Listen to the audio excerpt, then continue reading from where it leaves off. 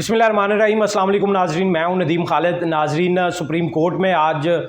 वो तमाम दरख्वास्तें जो दुआ ज़ारा के वालिदैन की तरफ से दी गई थी उन पर आज समाअत होना थी। दो दरख्वास्तें दी गई थी, एक दरख्वास्त कल दायर की गई थी, एक दरख्वास्त इससे पहले थी।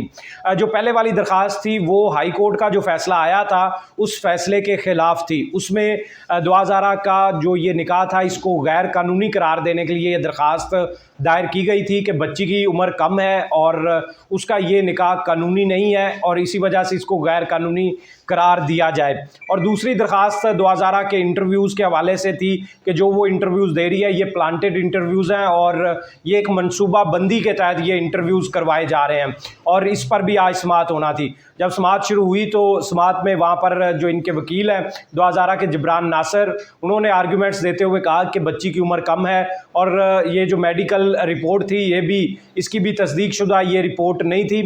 इसके ख़िलाफ़ फ़ैसला दिया जाए और बच्ची का जो ये शादी का है या निकाह नामा है इसको नल एंड वाइड करार दिया जाए। और उस पर जज साहब ने कहा कि ये कौन से कानून के तहत ये होगा, तो उनको बताया गया कि जज साहब इस वक्त जो सिंध में जो कानून है उसके मुताबिक किसी भी बच्ची की उम्र 18 साल होना लाजमी है, जबकि पंजाब में मुख्तलिफ है। पंजाब में बच्चे के लिए लड़के के लिए 18 साल होना जबकि लड़की के लिए 16 साल उम्र होना लाजमी है। तो बच्ची की ना तो 18 साल उम्र है ना ही 16 साल उम्र है, इसलिए ये जो निकाह है ये किसी तौर भी कानूनी निकाह नहीं है। और इस पर जज साहब ने कहा कि अच्छा ये हम देख लेते हैं कि ये कानून क्या कहता है, इस कानून को मज़ीद देखने की ज़रूरत है। और उसके बाद नाजरीन ये जो लड़की के बयानात हैं उस हवाले से पूछा गया। जज साहब ने पूछा, 3 रुकनी ये बेंच था जिसकी सरबराही जस्टिस सज्जाद अली शाह कर रहे थे और सुप्रीम कोर्ट रजिस्ट्री कराची में ये केस चल रहा था। तो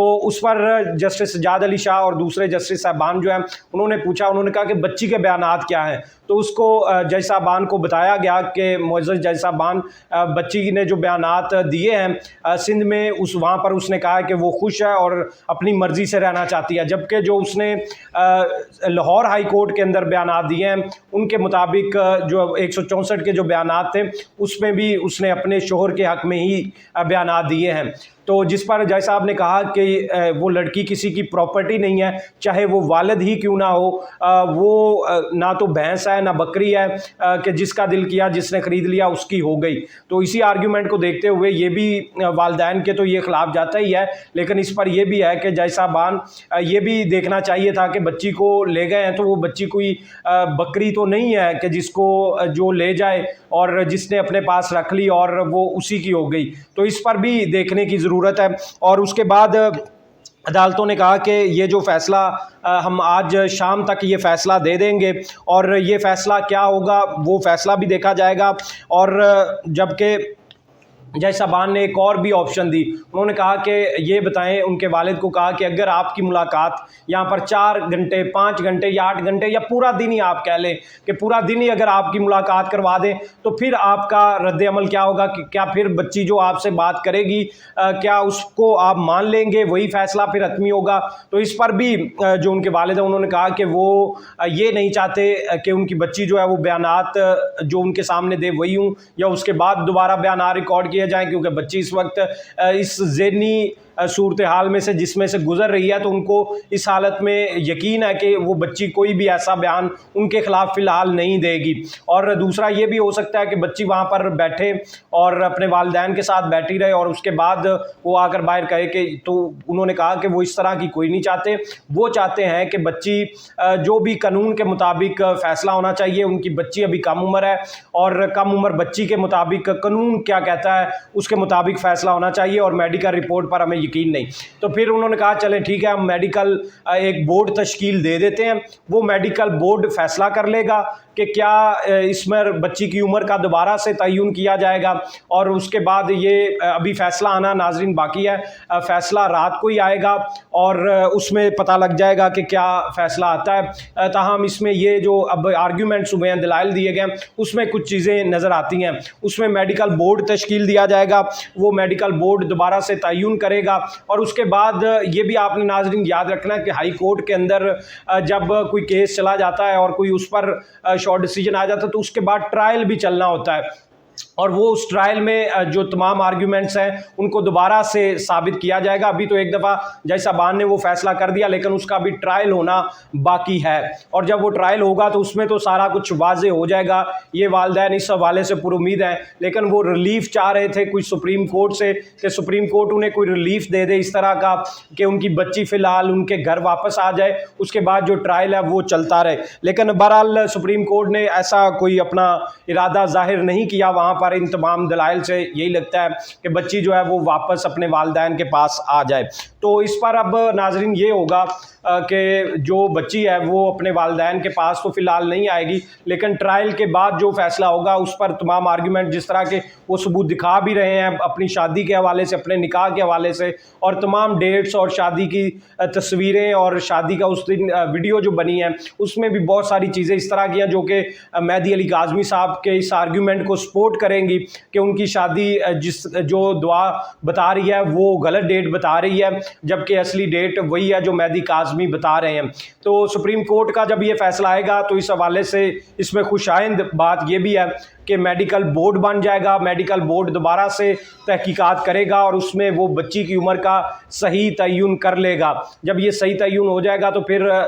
اس کے بعد یہ تمام فیصلے جو کہ بیسیکلی اسی میڈیکل رپورٹ کی بنیاد پر دیے گئے ہیں وہ تمام فیصلے نل اینڈ وائڈ قرار دے دیے جائیں گے, اور دعا زارہ کے واپس گھر آنے کی امید 100% ہو جائے گی. اور اگر اس میں میڈیکل جو بورڈ ہے وہ بیٹھتا ہے اور میڈیکل بورڈ اس میں سیکٹری ہیلتھ بھی ہوں گے سندھ کے, وہ بھی اپنی تمام رپورٹ پیش کریں, اس کے نیچے کوئی ایک سرجن اپنا فیصلہ نہیں سنا دے گا اور ایک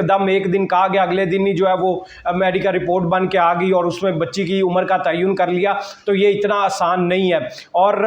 کیونکہ انہوں نے جو عدالتیں ہیں ناظرین انہوں نے اپنے قانون کے مطابق ہی دیکھنا ہوتا ہے. ان کو یہ ٹرائل میں ساری چیزیں جب پیش ہوتی ہیں تو تب وہ اس کو دیکھتے ہیں, لیکن جب ایک سیدھا قانون دکھایا جائے کہ یہ قانون اس وقت یہ کہتا ہے کہ کوئی بھی پسند کی شادی کر سکتا ہے, تو وہ پسند کی شادی کے مطابق اس قانون کے مطابق دیکھ رہے ہیں اور اسی کے مطابق فیصلہ کریں گے. جبکہ آگے جو مزید اس میں کمپلیکیشنز ہیں جو کہ جن کو ایڈریس نہیں کیا گیا, کم عمری کا وہ بھی رپورٹ آ گئی تو وہ بھی نل اینڈ وائڈ ہو گیا, یعنی کہ وہ قانون کے مطابق یا ان رپورٹس کی بنیاد پر ہی وہ فیصلہ دے رہے ہیں. اور جب 2 ہائی کورٹس نے یہ فیصلہ دے دیا تھا تو سپریم کورٹ ان کے خلاف عموماً نہیں جاتی ہوتی کہ اتنا بڑا ریلیف کوئی دے دے, اس کے بعد بھی جب 2 صوبوں کی ہائی کورٹس کوئی فیصلہ دے چکی ہوں. تو اب یہ مہدی علی کاظمی صاحب ٹرائل میں جائیں گے, اس کے بعد مہدی علی کاظمی صاحب کے پاس یہ میڈیکل بورڈ جو ہوگا وہ اس کی تحقیقات کرے گا, اور ملاقات کے حوالے سے بھی ابھی انہوں نے کوئی فیصلہ نہیں کرنا. لیکن ابھی شام کو جب یہ کلیئر فیصلہ آ جائے گا اس میں ناظرین یہ ہوتا ہے کہ یہ مہدی علی کاظمی جب عدالت میں 3 رکنی یا 2 رکنی بینچ جب کوئی فیصلہ سنتا ہے تو وہ فیصلہ سن کے اس کو دیکھتے ہیں وہ, اور قانونی پوائنٹس دیکھنے کے بعد وہ یہ کہتے ہیں کہ یہ آپ درخواست آپ کی اس کورٹ میں سپریم کورٹ میں بالکل بنتی نہیں ہے, آپ اس کو وڈرا کر لیں. اور اگر آپ اس کو وڈرا نہیں کریں گے تو پھر اس کے قانون کے مطابق فیصلہ ہوگا کہ یہ درخواست اگر بالکل غلط ہوئی تو آپ کے خلاف قانونی کارروائی ہو سکتی ہے, اور یہ قانونی کارروائی اس طرح کی بھی ہو سکتی ہے کہ عدالت کے اندر سے ہی عدالت کو مس گائیڈ کرنے کا کوئی کیس بنا کے وہاں سے ہی ان کو گرفتار کر لیا جائے. تو یہ اس لیے جو زیادہ تر کلائنٹس ہوتے ہیں وہ اپنی درخواست واپس لے لیتے ہوتے ہیں تاکہ اس طرح کے کسی بھی حادثے سے بچا جا سکے. اور عدالت کے اندر اگر گرفتاری کا حکم دے دیا جاتا ہے تو آپ خود سوچیں کہ ملک کے اندر کیا صورتحال ہو جائے گی. اس لیے جبران ناصر نے یہ وڈرا درخواست کر لی, لیکن وڈرا ہونے کے بعد بھی چونکہ وہ جو ہائی کورٹ نے سندھ ہائی کورٹ نے جو فیصلہ دیا ہوا ہے یہ ابھی جو آرڈر آئے گا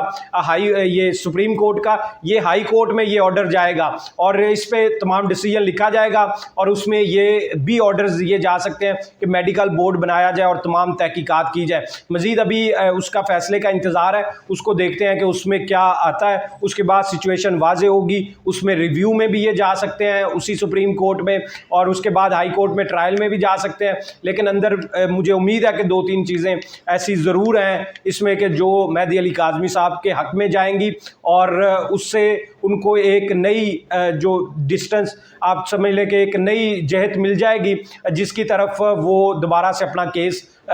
مضبوط بنیادوں پر بنا سکیں گے. فی الحال اتنا ہی, مجھے دیں اجازت, اللہ نگہبان.